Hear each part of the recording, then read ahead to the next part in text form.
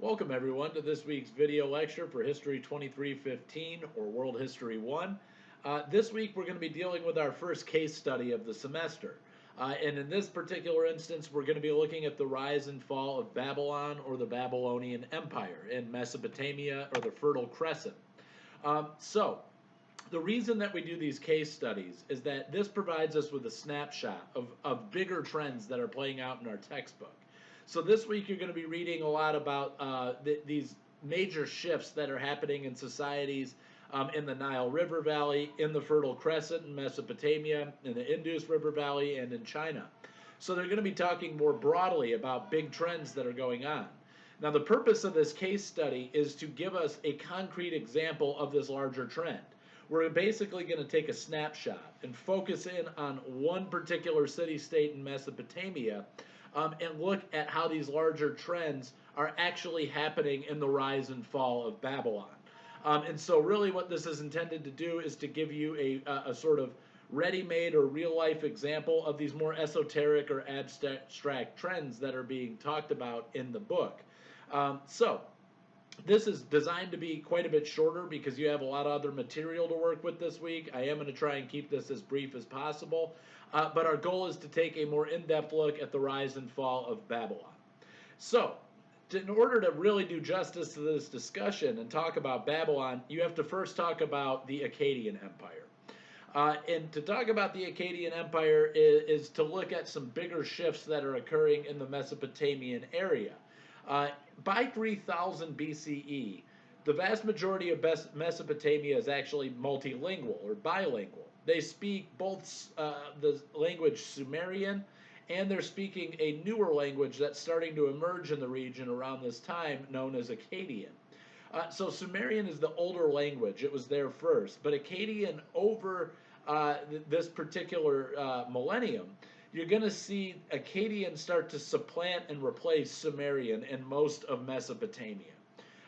So by the end of the 3rd millennium BCE, Akkadian had come to replace Sumerian as the language of business and politics and government in the Fertile Crescent and in the Near East. And this is really a major shift because we're seeing people abandon one language and adopt another. But for a lot of the areas of Mesopotamia throughout this time are multilingual. Another interesting thing about Akkad, Akkad is a city, and we're not exactly sure of its exact location. Archaeologists and historians have been debating this for a number of years, really decades now, and our best guess is that Akkad was situated somewhere along the banks of the Tigris River, right around, in fact, they think it's just a little bit south of modern-day Baghdad in Iraq. In the very beginning of the 3rd century BC, or sorry, 3rd millennium, in 3000 BCE, Akkad is not a very major place. It's kind of a backwater administrative center, a very small area. But by the end of that millennium, you're going to see that Akkad will become sort of the epicenter of Mesopotamia. They're going to become very, very powerful in this region. Pretty much by 2500, they will have rose and fallen, really. They're starting to go into a slow decline at that point. But Akkadian does come to replace the Sumerian. But Akkad itself is not, the name of the city, Akkad, is not an Akkadian word. It's actually a loan word from Sumerian, Hurrian, or Lulubian languages that were in the region before it. So what that tells us, and this isn't just to go off into some random factoid about language families and history, but what this is telling us is that Akkad was already there. It was already inhabited. It was already a known destination in Mesopotamia, but it was pretty unimportant in the overall scheme of Mesopotamian politics and commercial empires. And so what we're seeing there is that Akkad exists, and it's not really going to be until the rise of this guy Sargon the Great that it starts to become a very, very important center of the Mesopotamian world. So with Sargon in 2334 BCE, you're going to see Akkad starts to shift from being sort of a medium-sized city-state towards becoming a major, major, major city that will actually turn into a territorial state and then an empire. So the origins of the Akkadian Empire are kind of muddled. you have a lot of different narratives about how the Akkadian Empire started. But we tend to trace them back to the city of Uruk. And if you remember me talking about Uruk, this is the first known city in Mesopotamia and likely the world. This is the first established city that we've seen in world history. So, Sargon the Great is supposed to be the son of a royal servant and gardener in the Mesopotamian city of Kish. Kish is not particularly far from the city of Uruk, and there are some elements of the creation narrative of the Akkadian Empire that state that Sargon the Great's father was actually a scribe or an important sort of scholar and trusted political advisor of the king of Kish and also probably of the king of Uruk. However, Sargon is said to have come to power in 2340 BCE. That's kind of a raw date that we put to it, a general date. And the idea that what we think is going on here is that basically he was very close to the royal family of Uruk, and he was able to basically usurp power from the king of Uruk. And that would have given him access to Uruk's wealth. Mostly their wealth is coming in on the back of trading because they're at the center of a number of really important trade routes. But it also gives Sargon access to Uruk's military power. When he takes over the city, he takes over their military as well. So we can look at this and see a few different narratives surrounding the origins of the Akkadian Empire. The Akkadian legend says that the Sumerian rulers, in particular like the king of Uruk, being a Sumerian ruler at this time, they were inept, corrupt, and they were basically forced out of power by the people. That's the way the Akkadian legend tells this. But when you look at Sumerian writings from this time period, they're telling a much different story. And this is really common in history. When you can have two different people or two different perspectives on the exact same historical event, and they're going to look very, very different because they're being told from two different perspectives. But Sumerian legends are basically saying that Sargon is sort of a conniving, plotting, nefarious figure who cheats his way and steals the throne of Uruk from the rightful king. It's not really our concern which one of these narratives is really accurate, but what we do know is that Sargon is going to take over Uruk first. And he's going to be able to basically use that as a seat of power or operations when he starts building out his empire.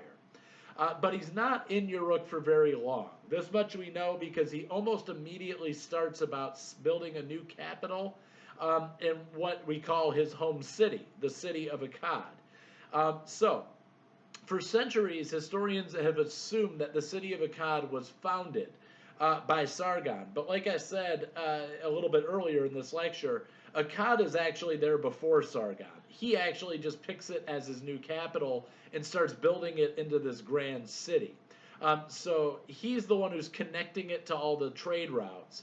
He's the one who's going to be building these grand temples and ziggurats. He's the one who's going to be establishing important cultic centers within the city, something we'll be talking about in a few minutes here. But he's the one who makes Akkad very well known. He's the one who builds it into a grand city, but it was already there before him, as most scholars tend to agree now. So, within the first 5 years of his reign, Sargon goes out and conquers some other major city-states that surround him. He conquers Cimmerium, Elam, Urua, and Mari within the first 5 years of his reign. And these are all major city-states surrounding Akkad. And with every one of these victories, Sargon is expanding the territory over which he rules. He's taking more people, more trade networks, more wealth, more opportunities for tax dollars. All of this is becoming his as he goes out and conquers these other areas. During his reign, Sargon the Great, or Sargon of Akkad, would gradually come to conquer all of the old Sumerian-speaking kingdoms of Mesopotamia. And so it's actually with Sargon, he's initiating this switch in language that we're seeing in the region. When he comes in and takes over, Sumerian goes out and Akkadian comes in. So he actually is enforcing the use of Akkadian in all of these territories that he's conquering. He's basically making it a lingua franca for all of his empire, his growing empire. So by the end of his reign, Sargon the Great had unified nearly all of Mesopotamia underneath his rule. So He had also moved beyond the traditional boundaries of Mesopotamia. He had moved into the Levant. He had gone into Persia. He was making campaigns into Anatolia. And he's adding all of these territories under his crown. And this is what arguably makes Sargon's kingdom or territory arguably the world's first empire. So the word empire doesn't really necessarily have a set definition in the social sciences. We tend to think of it as conquering overseas or non contiguous territories and bringing them into your fold, basically leaving their power structures in place and then taking the overall wealth, putting yourself at the top of the power structure. And so when we look at this, there's a key difference between an empire and a territorial state in most academic circles. And it's the inclusion of foreign or overseas territories outside of your contiguous home state. So when Sargon goes out and invades areas like the Levant and Anatolia and Persia, he's taking over non-Semitic areas, non-Akkadian areas, people who are culturally different, religiously different, commercially different. And he's basically leaving their power structures in place. He's saying, you're the king of Elam. Well, now you're the king of Elam, but you answer to me, the king of all of the Akkadian Empire. And so he basically, what Sargon does, he just puts himself at the top of the power structure. Now, being a historian of Imperial Africa, this definitely fits my definition for an empire. When you go in and you leave everybody else's power structure in place and you just say, you're all tax collectors now. You're going to take the money and give it to me because I'm the king or emperor of the empire, of this larger political unit. And so Sargon, really, with the Akkadian Empire, he's driving Sumerian out of Mesopotamia, and he's unifying almost all of Mesopotamia under his rule. And in the process, he's moving outside of Mesopotamia and conquering other territories, making what he's building an empire. So, Sargon is thought to have died in 2284 BCE. But the rulers that follow after him, mostly his descendants, are going to be known as the Sargonic rulers of Mesopotamia. So Sargon himself didn't bother to conquer the area that contained Babylon.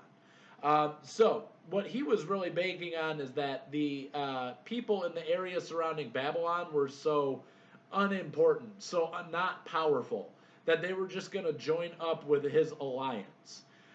But he focused a lot of his energy. What he spent his time trying to do was conquering the area that today we would call Turkey. He's fighting all these campaigns in what they call Anatolia. And so his descendants are going to pick up where he left off, and they're going to neglect this area of southern Mesopotamia that includes Babylon. They're so focused on conquering Anatolia that they ultimately don't pay attention to their own territory, and it becomes overrun by a group of people from the west, the desert dwellers immediately from the west, people known as Amorites. They're from the desert regions of the Levant. They actually pour into the area surrounding Babylon, and they start their own kingdom there, right up underneath the Akkadian Empire. And this is sometimes called the Amorite Kingdom or the First Babylonian Empire. It's also commonly these days referred to as Kazalu. And so this was the first empire that included Babylon, really brought it in under its fold. So under the first Amorite dynasty, though, Babylon is just a sleepy little provincial town. It's not really an important place of business or government, or religion. It's just a small backwater, flea-bitten little town.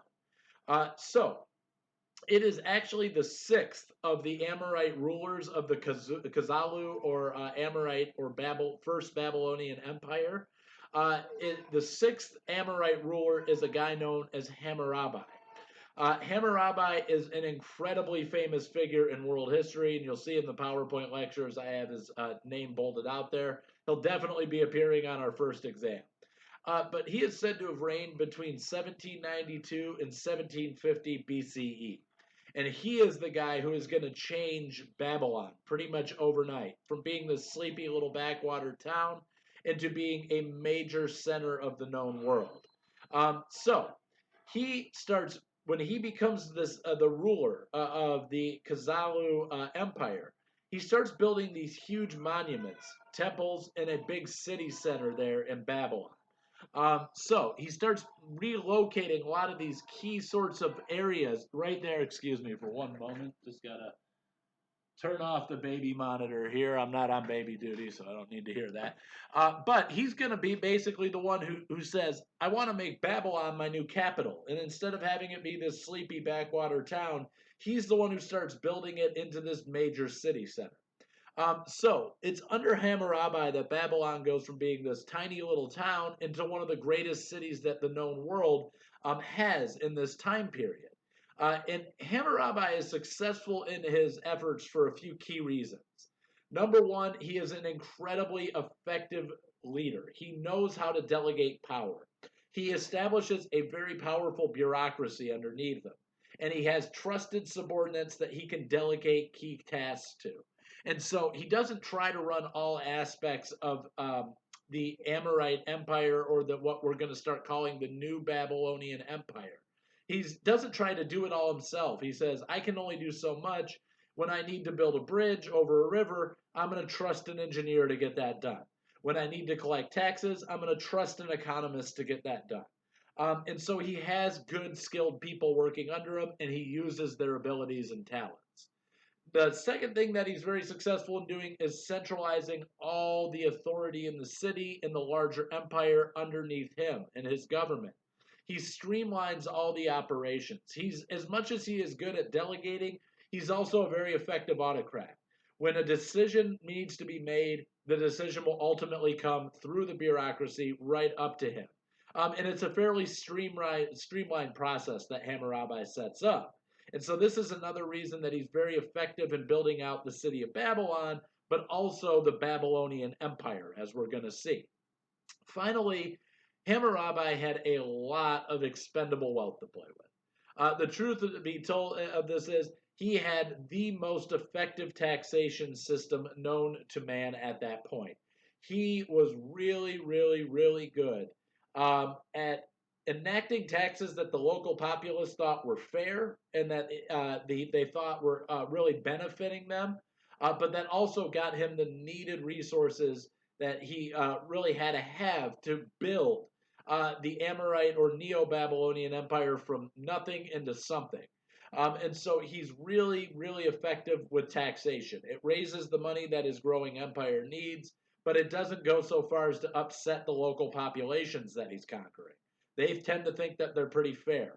And that is sort of a key hallmark of Hammurabi. If you want to remember something about Hammurabi, this is what it would be, is that by his own people and then also by people who came after him, he was seen as a very fair and just ruler. Equity meant a lot to Hammurabi, and that's something we'll be talking about in a few minutes when we talk about the code of laws that he puts into place for the Babylonian Empire when he takes power.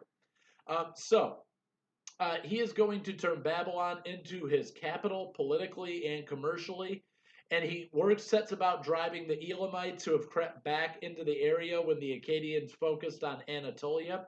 He starts driving them out of the region, and he moves on to conquer all of southern Mesopotamia. And so this is an area that in historical literature we call Babylonia or the Babylonian Empire. When Hammurabi is successful at conquering all of southern Mesopotamia, we consider that to be the birth of the Babylonian Empire. And he sets about some very grandiose construction projects. He builds these huge temples in the city. This is the Hanging Gardens of Babylon, which is supposedly this amazing wonder of the ancient world. We don't have a whole lot of evidence for a real hanging garden in Babylon as historians, but we tend to believe that because we find the existence of hanging gardens elsewhere, we tend to believe that there was a pretty stunning one in Babylon because it shows up in so much historical literature in the ancient world.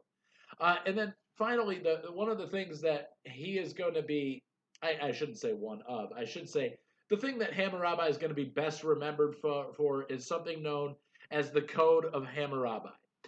We remember this code because we have found a stele piece about 7.5 feet tall. And in the stele, we have the carved rules and laws and codes set in place by Hammurabi. So he set this code out, which is creatively known and dubbed by us historians as the Code of Hammurabi. He put this out in 1754. And this is a set of laws and rules for all of his lands, everything that's under his power. And it's considered to be among one of the most significant events in ancient world history. This code to us represents the oldest long form writing that we have from ancient Mesopotamia. In fact, this is how we actually began to start understanding the languages of ancient Mesopotamia, was through the deciphering of the Code of Hammurabi.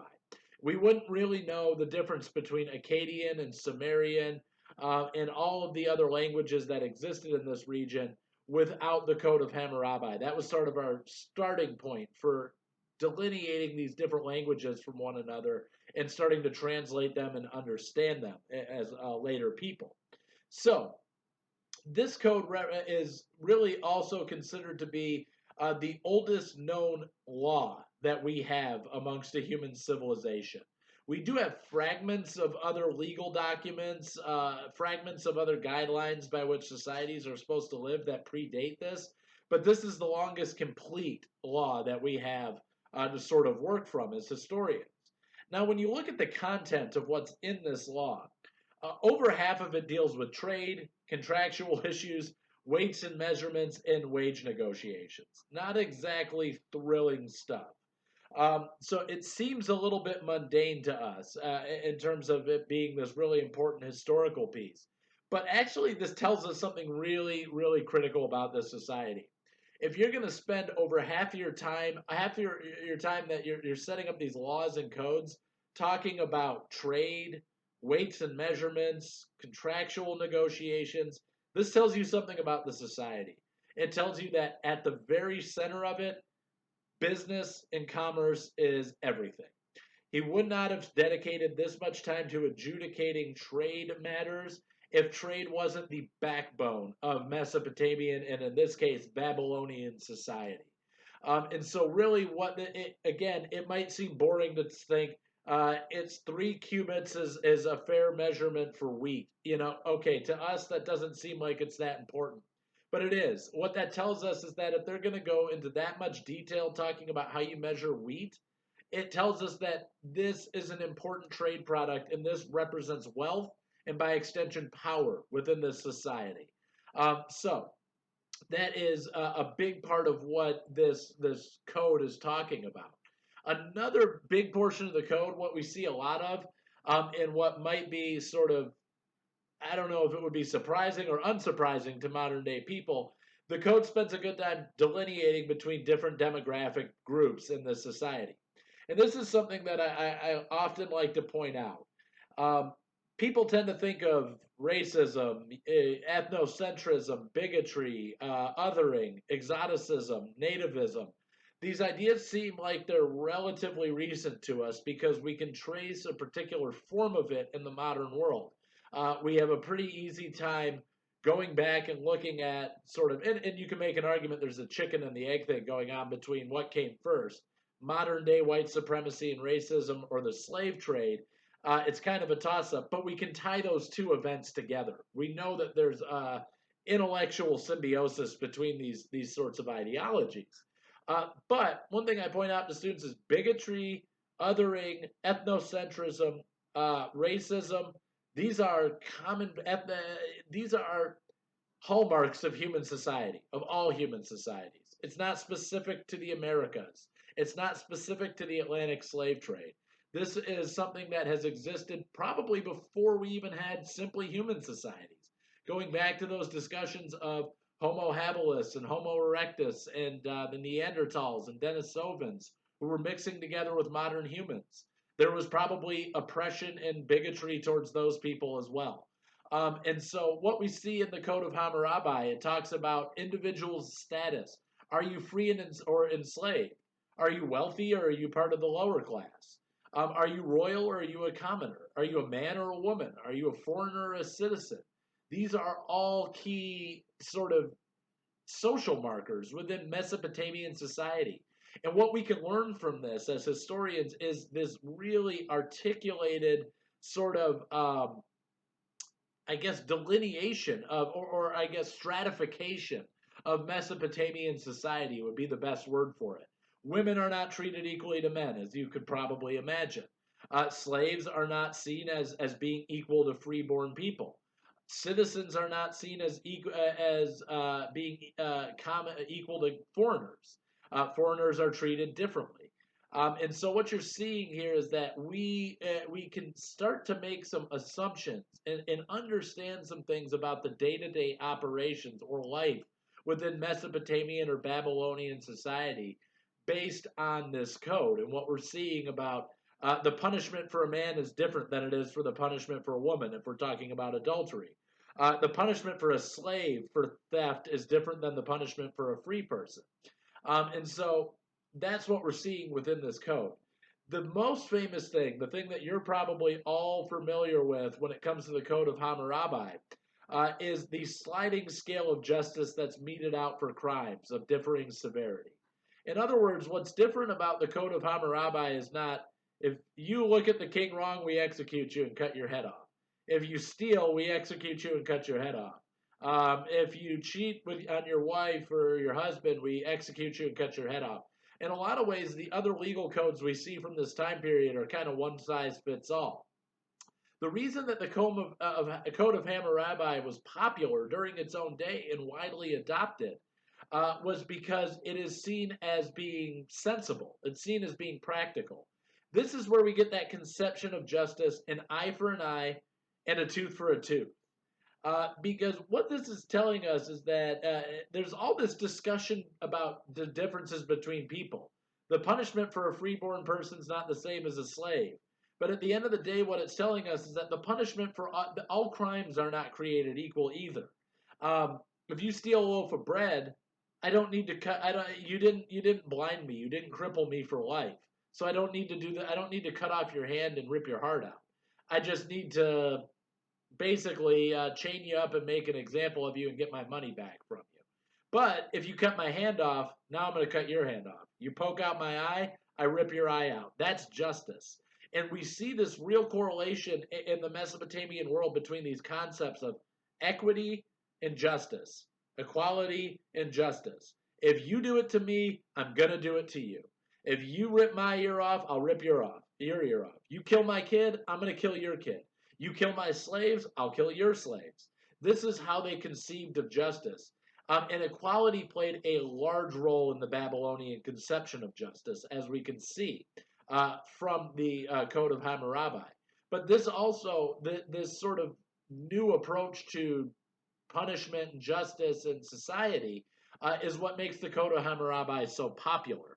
And it makes his influence spread even more widely, more quickly during his time period. So we see the centralization of trade routes happening here in Babylonia. That's one of the ways that we're seeing Hammurabi build this small administrative center into a major world capital. We see that the centralization of taxation practices happening there. He's building these really major temples and city centers and major construction projects and monuments there to draw people in. All of these key hallmarks that are being talked about in your textbook about building these city-states into empires, they're playing out right here under Hammurabi in Babylon. And there's another aspect, another thing that makes him very, very popular, and it cements Babylonia as the center of the known world during this time period, and that is what he does with the religious structure of Babylon. So, for generations prior to Hammurabi's rise, the most prominent religious center in Mesopotamia was the city of Nippur. This is a city that held the main temple, which was called Ekur. This was held a temple that was dedicated to the god Enlil. Enlil was the chief god of the Sumerian pantheon, the one that predates the Akkadian speakers of Sargon the Great and then later Hammurabi. And the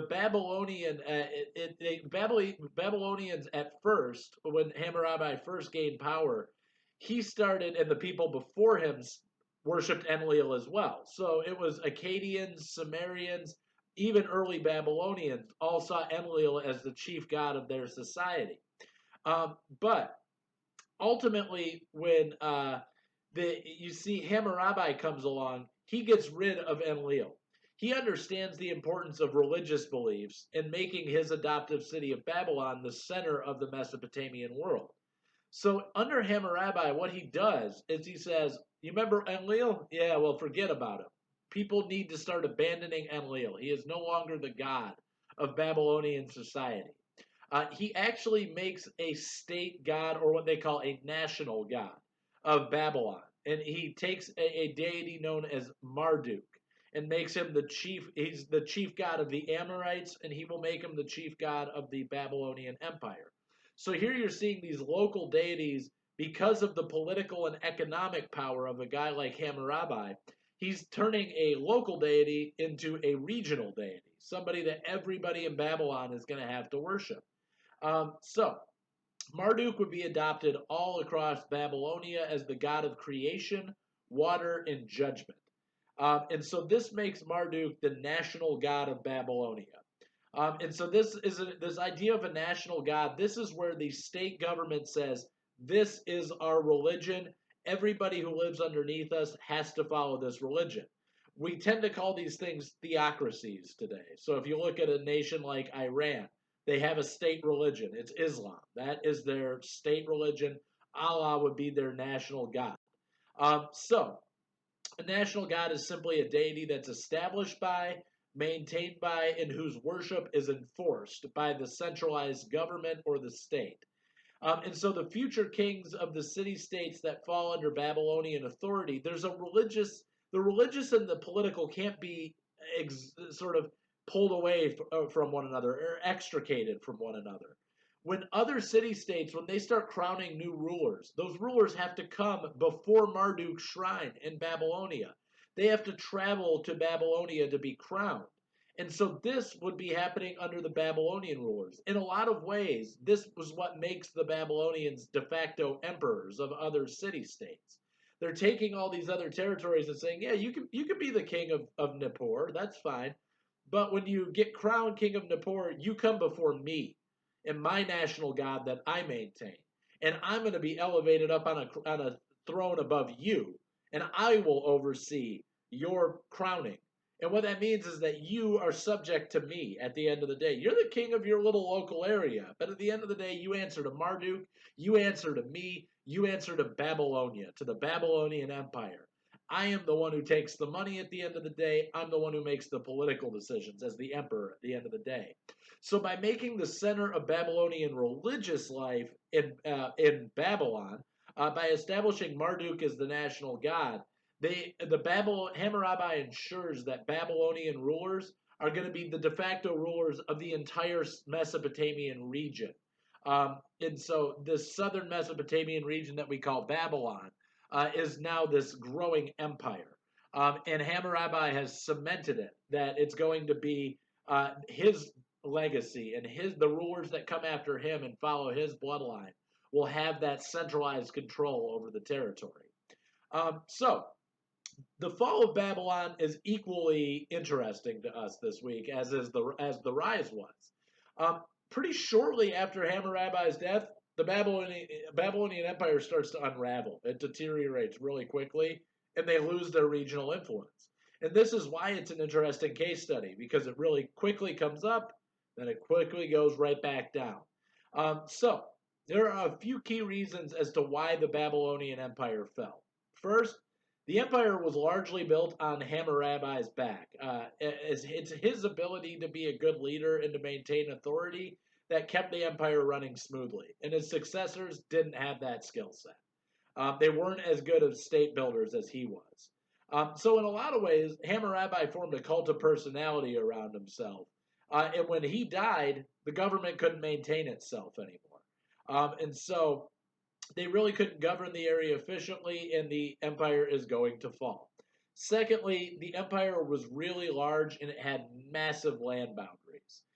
Especially their southern boundary, it is completely indefensible. There's no mountains to create a choke point. There's no rivers to make the enemy kind of get cluster together and cross it. There's just nothing. There's no ocean. There's nothing there to defend. And so they have this big, wide open border that's constantly getting raided by marauders and desert nomads. And so they're open to attack from all directions, particularly in the south. And this is going to make it really, really hard. They have to constantly put resources down to stop these raids from happening. And it eventually overtaxed the Babylonian military and forced their collapse. And then finally, there's a really acute cause of the Babylonian downfall. They were raided by first the Kassites, and then the final blow was dealt to the Babylonian Empire by a group of people known as the Hittites. These groups had a key military advantage that the Babylonians had not really acquired yet, and that is the use of chariots, something you're reading about in your textbook this week. The Hittites were an Indo-European speaking group that invaded right around 1595 BCE. And so this is generally the date we give to the collapse or fall of the Babylonian Empire. Now, why is the chariot such a big deal? The horse-drawn chariot at that point in time was the newest military technology. And to the known world, this is really a major shift in warfare. The chariot, number one, allows the militaries to cover a lot more ground with a lot greater speed than the infantry could have. And so they're being able to move, with the horse powering them, they're being able to move over longer distances more quickly. So, in addition to that, the chariot is great because you can have one person driving it, and you have somebody on the back can fire a projectile. So the chariot works as both cavalry and artillery. You can have somebody standing up and firing arrows or throwing spears from the back, and they're on a stable footing. It gives them really great accuracy and power when they're firing from there. And so it also is going to give a pretty modest means of defense as well. You have most chariots are defended, and they give some sort of border to get away from spear or arrow attacks. And finally, the most important thing about a chariot is you have to think about a chariot going up against an infantry.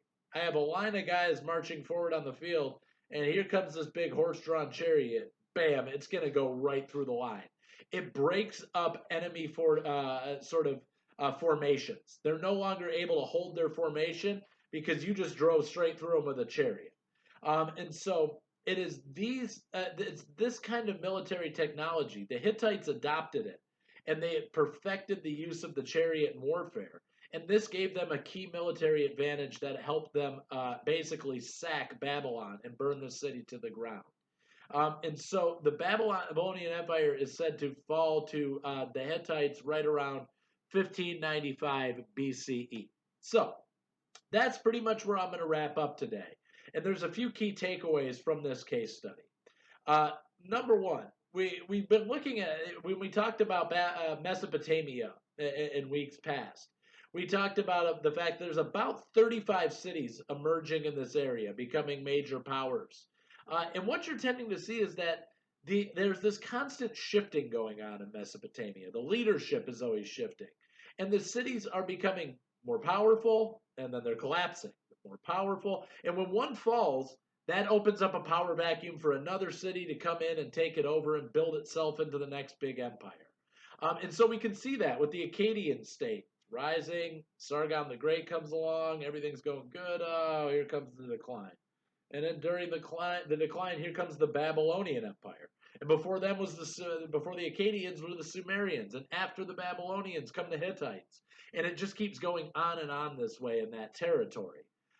So what we see is that these small administrative centers like Akkad and then Babylon become the next major capitals in the known world. Secondly, we're seeing this process of the centralization of authority by creating laws and codes that pertain to everybody in the conquered world, everybody who's in my territory. A lot of people would come and join these growing empires willingly, without warfare, just for the benefit of having them militarily protect you, for the benefits of being able to live under their laws and codes. We're seeing that the central bureaucracy, the taxation system, the imposition of laws and codes like the Code of Hammurabi, they all help to centralize authority in a particular city, like Akkad for Sargon or Babylon for Hammurabi. So, Babylonia's rapid decline also shows you that once you've taken over, it's easy to take over a large territory. I can go in and crush small militaries. But what happens when I now have to govern this large territory? It becomes large and unwieldy. And this is a process we're going to see happen throughout this entire class. An empire gets big, big, big, big, big. They grow too big for their own abilities. They don't have the money. They don't have the resources. They don't have the military to defend this now massive empire. And then they start shrinking. We have to give up outposts, and we get smaller and we get smaller, and eventually that big empire collapses back in and becomes another city. And so it's interesting to watch this process. It plays out over and over and over again throughout our course. So there are shifting religious structures happening here in Mesopotamia, and that what we're seeing is they are key to ruling over a large swath of territory, from taking a city-state and building it into an empire. We saw this with the imposition of Marduk as a national god in Babylon. And so the political rulers are going to use religious elements to validate and justify their rule over and over again. And then finally, and they talk about the chariot a lot in your textbook reading this week, that was a game-changing invention that we see directly contributing to the fall of Babylon. So you can see how the case study in the rise and fall of Babylon is dovetailing pretty neatly with the bigger trends that are being discussed on a wider geographic scale in your textbook for this week. And we are going to give the same kind of case study treatment to the Harappan culture, to Han China, and also to Egypt, both Pharaonic Egypt and Ptolemaic Egypt. So that wraps it up for my lecture this week. As usual, if you have any comments or questions, feel free to reach out to me by direct email at davyj@uhd.edu. Take care.